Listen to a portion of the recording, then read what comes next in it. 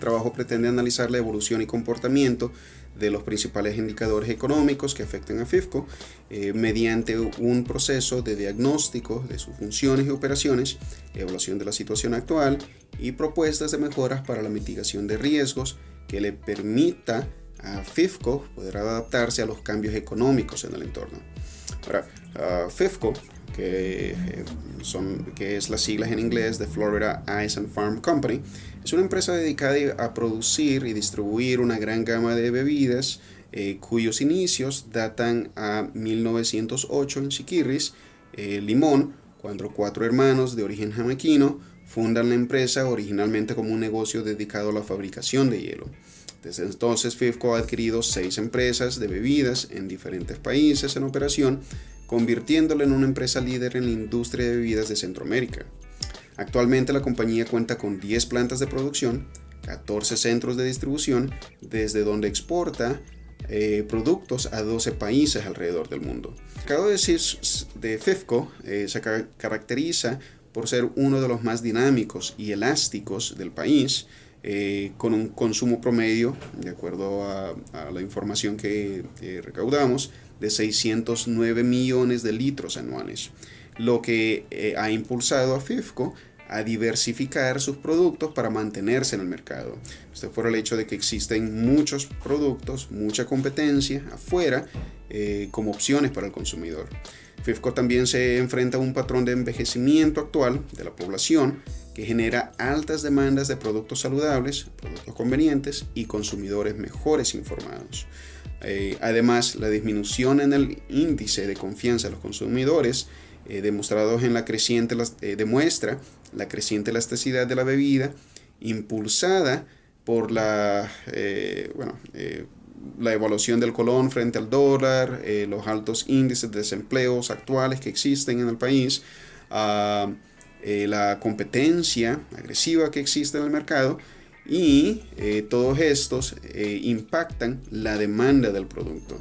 Sin embargo, como un punto positivo en lo que es el desenvolvimiento del mercado, algo que juega a favor de Cisco es la oligarquía creciente en este mercado, que se caracteriza por tener pocas empresas quienes controlan el mercado, y aparte de eso, la industria requiere de altos costos fijos de bodegas, camiones y fábricas, lo cual en sí disminuye la amenaza de nuevos entrantes. Dado lo anterior, recomendamos a FIFCO apostar más a la estrategia de economías de escala, ya que la empresa se desenvuelve en una industria altamente impulsada por avances tecnológicos. Esto le va a permitir tener más tiempo de mejorar su interacción, análisis y atención a los clientes, dado de que los clientes ahora cuentan con un empoderamiento surgiente por la facilidad de comunicación e información que la tecnología actual les brinda a ellos.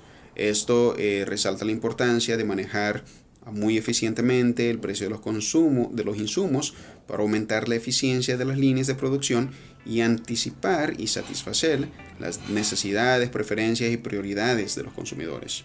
Nuestro objetivo con todo esto es ayudarle a FIFCO a adaptarse al ambiente de mercado y generar una lealtad a su marca. La industria de alimentos y bebidas tiene una demanda elástica, es sumamente sensible a cualquier cambio en sus precios. Un cambio mínimo en el precio significa un impacto importante en las ventas de sus productos, por lo que es importante considerar esta elasticidad para cualquier estrategia de fijación de precios que se desee utilizar.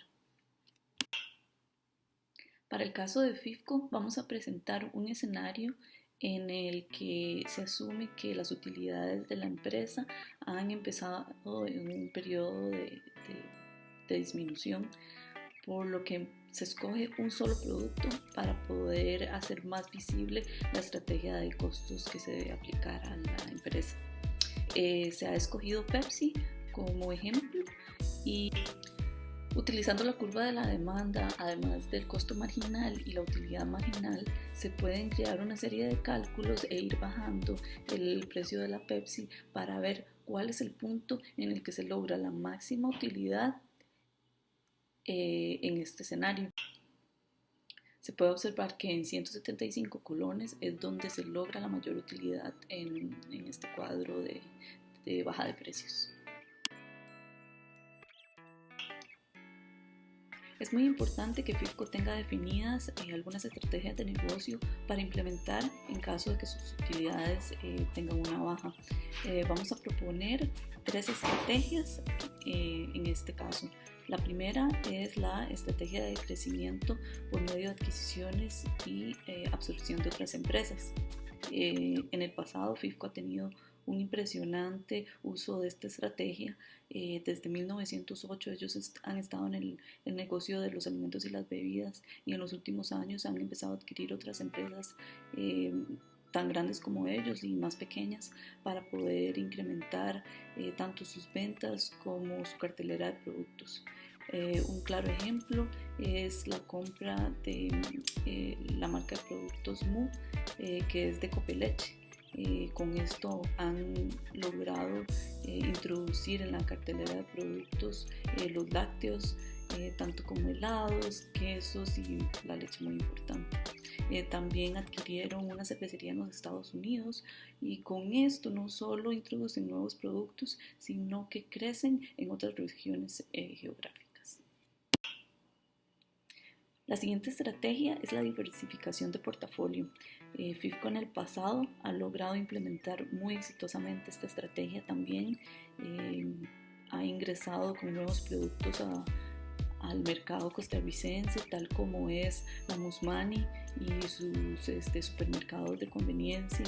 También con productos alimenticios como Bucal. También la introducción de los lácteos en su cartelera de productos, como lo fue con la leche Mu y los productos derivados de ella. Y en los últimos años también han logrado tomar el negocio en una dirección completamente diferente, invirtiendo en proyectos inmobiliarios tal como Reserva Cochal, el Hotel W, una cadena estadounidense de hoteles muy importante en ese país. Y también entre otros proyectos inmobiliarios que les han sido muy exitosos para la empresa. Como último tenemos la estrategia de economías de alcance, en la que FIFCO puede utilizar para poder crear una reducción de costos en la producción de sus productos. Esa estrategia inicia cuando FIFCO desea implementar planes de crecimiento de productos en su empresa y puede lograr poder distribuir, producir, mercadear varias líneas de producto completamente diferentes, pero a un más bajo costo. Como por ejemplo va a poder distribuir sus productos lácteos en las tiendas de conveniencia de Musmani y aprovechar el espacio, la mercadología, entre otros, para poder tener éxito y bajar costos de la producción de los mismos. Para FIFCO es muy importante la administración de riesgos, y es un planteamiento que se han hecho y se quieren enfocar para el 2020, crear un plan o una administración inteligente para poder mitigar los efectos negativos que tienen los riesgos dentro de su empresa. Dentro de los factores internos de riesgo que presenta FIFCO están pues a nivel interno el gobierno corporativo, los procesos productivos, las tecnologías que utilizan y la retención del talento humano. Dentro de los efectos externos que puede causar riesgo a la empresa está la competencia, las regulaciones locales e internacionales, el contexto político, el contexto social, el ambiental y el económico. La empresa SCR Riesgo ha calificado a FIFCO con una calificación de AAA, que es la más alta capacidad de pago de capital e intereses, y ha determinado también que esta calificación no va a cambiar a corto plazo. FIFCO es reconocida por tener niveles de riesgo muy bajos, y la calificadora de riesgo determina que es poco probable que esto cambie en mediano plazo.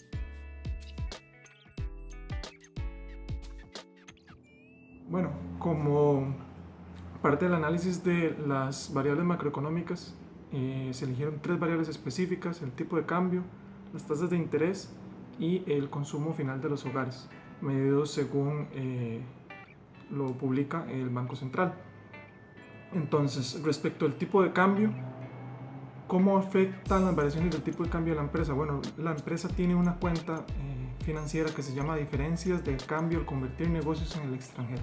¿Qué significa? Que cuando hay variaciones en el tipo de cambio, al tener la empresa que convertir de dólares a colones, por esas variaciones puede llegar a perder dinero o ganar. En la mayoría de los casos que se han presentado desde el 2010 para acá han sido pérdidas. Por ejemplo, en el 2010 y en el 2012 hubieron pérdidas de 10 y de 8 millones de colones, que representan más o menos un 4% del total de las ventas. Entonces, un 4% del total de los ingresos de la empresa sí es un monto considerable. Entonces, nosotros lo que proponemos es, para el caso del tipo de cambio, son contratos forward, que es cuando la empresa se pone de acuerdo con un banco en un tipo de cambio fijo a X cantidad de meses más adelante. Y también proponemos que haga una participación activa en el MONEX, que es el mercado de monedas extranjeras aquí en el país.